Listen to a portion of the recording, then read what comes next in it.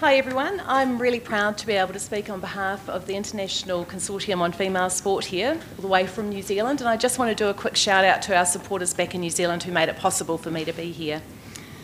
I do wish we were known for more than just Laurel Hubbard though. Never mind. Okay. Joseph Goebbels, Minister of Propaganda for the Nazi German government, understood the power of repeating falsehoods. He said, if you tell a lie big enough and keep repeating it, people will eventually come to believe it. He was right. The phenomenon is known as the illusionary truth effect, with research showing that any statements we read, see or hear regularly are seen as more valid than those we're only exposed to only occasionally. And amazingly, it doesn't matter if the statements are true or false. All that matters is how often we're exposed to them. Now, there's been a number of examples of this over recent years that will come to mind for many of us, but one that we're going to look at today that we're all well too familiar with is trans women are women. This statement of feeling has no basis in reality and is a complete fabrication, but one that has been stated so often that it's succeeded in undermining women's sex-based rights around the globe. If we're not fully conscious of the propaganda that we're exposing ourselves to, the consistency of a lie will trump truth every time. Unfortunately, many of our sporting and political leaders have allowed this fabrication to take root in their minds, or at least they pretend to, a bit like the emperor's new clothes. But in doing so, they've allowed mediocre males to take sporting opportunities from females, to injure female athletes, and to attain female podiums. And females have been told, and they've been threatened to remain silent, while their fundamental rights to safety, privacy and fairness, along with the international laws that actually prohibit sex-based discrimination against them, are being completely dismantled. Seeing this happen has been the catalyst to the forming of lots of groups around the globe, such as the one I co-founded with Catherine Deeves called Save Women's Sport Australasia. It was impossible for us to ignore the aged-out New Zealand male athlete called Laurel Hubbard making a comeback 10 years after quitting his sport, this time in the female division. Hubbard, who had only set a New Zealand junior record when competing as a man in weightlifting, went on to win 3 women's international gold medals and 1 silver. Doesn't that image just break your heart too? You know, Fia Aga-Stowers should have been the gold medalist that day, and there's another young Samoan athlete that was pushed off that podium completely. And obviously, oh, I've gone one too quickly. Come back. Oh, it's missing. Obviously, in the last week, we have also seen another aged-out male athlete win at the Para-Athlete World Champs 2 bronze medals. Since changing his name and beginning to take estrogen in 2019, Valentina Petrollo has broken multiple Italian women's running records and now holds 9 women's running championships. The inclusion of both these males has excluded females from opportunities and podium positions within their own category. But this unfairness is what happens when the consistency of a lie trumps truth, and our cowardly sporting leaders do nothing about it. For years, many women's groups around the globe have been fighting for fairness in women's sport. To have fairness for females restored, collaborating and supporting each other where we could. Yet we've often found the concerns that we've been raised have been completely dismissed and ignored, and we haven't been given a seat at the table, while well-funded transactivist groups have had the ear of our sporting leaders all the way up to the IOC. We needed a stronger voice and decided fighting this as a collective would give us the ability to make a real impact. So the new International Consortium of Female Sport, ICFS, launched globally on the 9th of January as a preeminent international lobby group to advocate for the preservation of the female sport category worldwide. 50% of the world's population deserve proper representation when decisions are being made about their sports category. It is the consortium's position that the female category must consist of biological females only, and that the female voice must be represented at the table when sports organisations undertake consultations regarding eligibility at every level. The ICFS serves in this capacity, and we've now got members from the USA, Canada, Italy, Spain, France, the United Kingdom, Ireland, Australia, New Zealand, Mexico and Central America, and we hope we keep growing too. We all stand united in the conviction that sports governing bodies must abide by fundamental principles of safety, privacy and fairness, along with international laws prohibiting sex-based discrimination against females. But in order to protect females' sex-based rights in sport, we need to protect the truth of language, which has been corrupted by a belief system based on feelings rather than facts. Many of us were guilty of adopting this false terminology in the past as we thought we were being kind. Little did we know that we were actually helping undermine women's sex-based rights.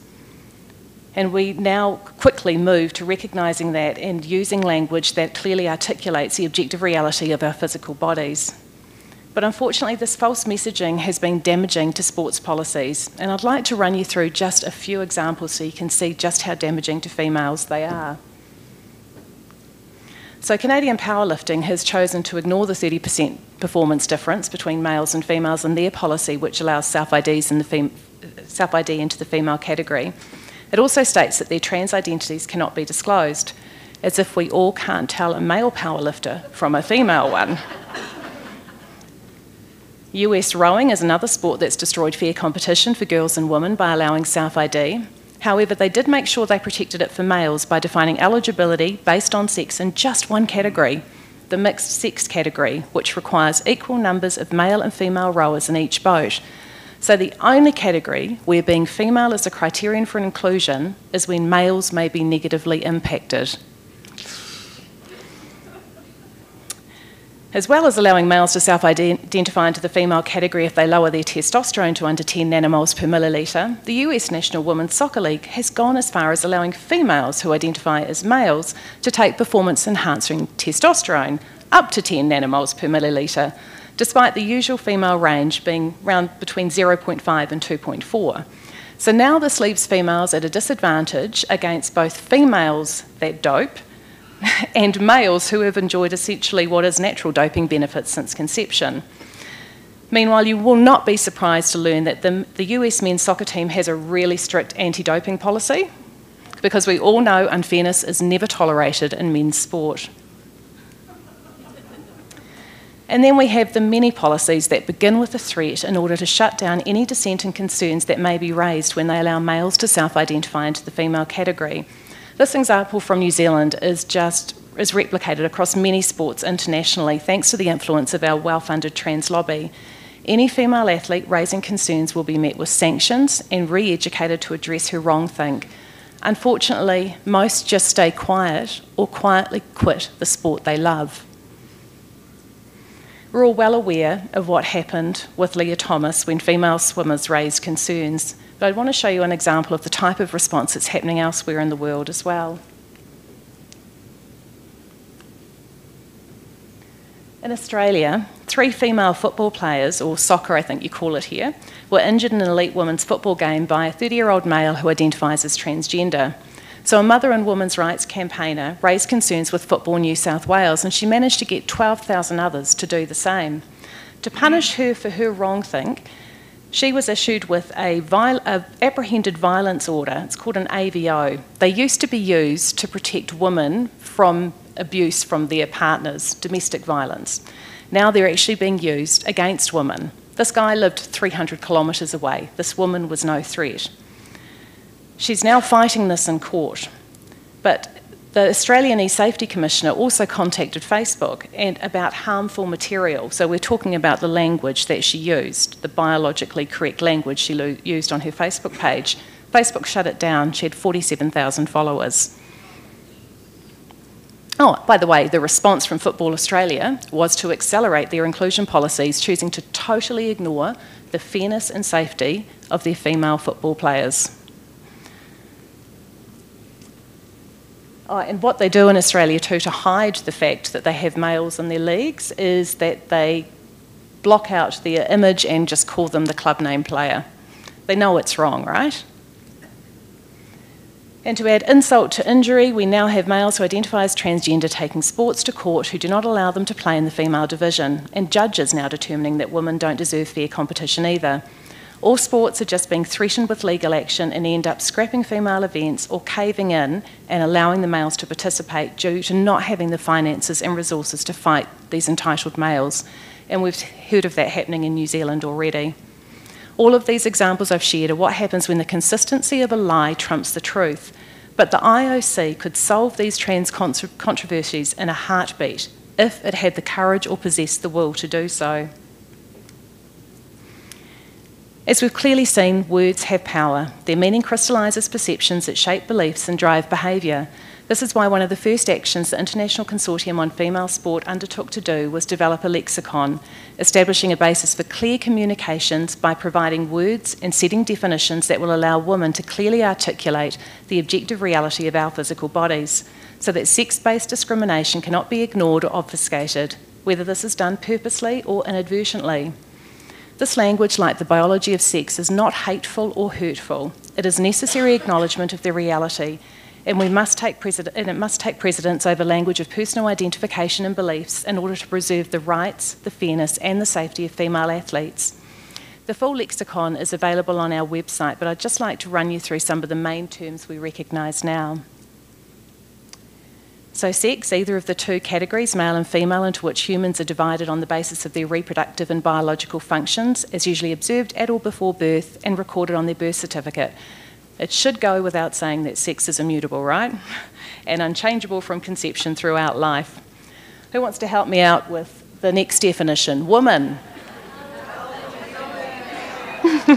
Thank you.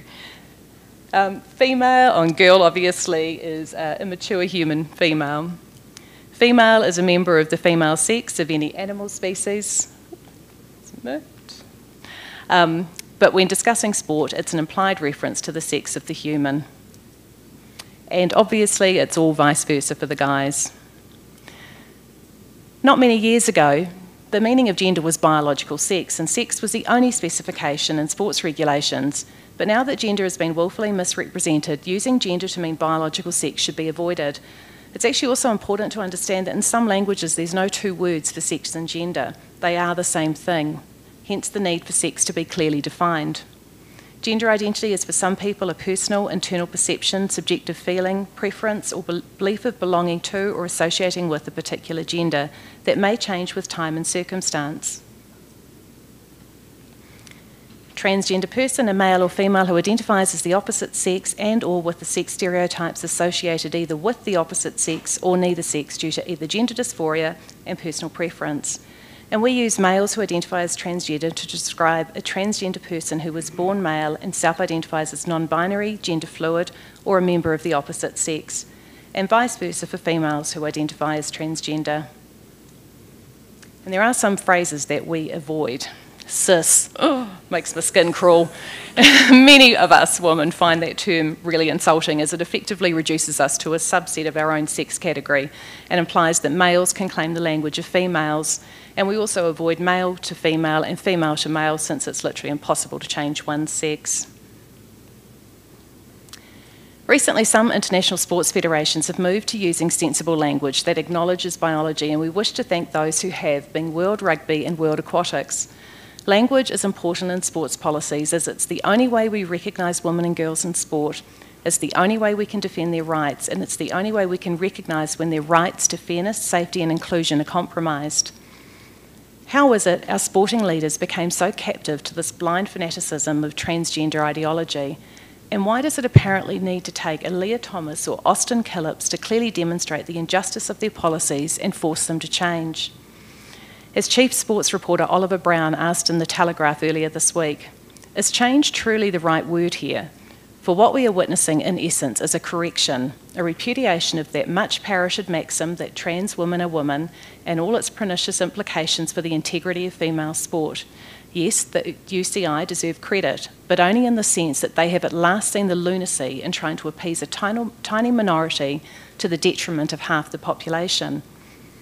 Oliver is right when he says further in his article on it that it's astounding that the custodians of elite sport either allowed themselves to be subjugated by a few trans lobbyists armed only with an illogical message and loud voices, and that when looking for answers on how it happened, we need look no further than the International Olympic Committee. They were the first to spread the lie in sports that men could be women simply by reducing their testosterone, which has been at the root of so much of this chaos. It goes without saying that everyone has the right to play sport, but just not in the category they choose for very valid biological reasons, and sports shouldn't need a Leah Thomas or Austin Killips or worse before bosses wake up to the harm that's being done. The The International Consortium on Female Sport calls on all sports to use clear and accurate language to enshrine the significance of biology in your sports rulebooks, once again, to make it crystal clear that the women's category will always be protected for those athletes born female, and from community sport to elite, because if fair and meaningful competition matters, it matters at every level. Thank you.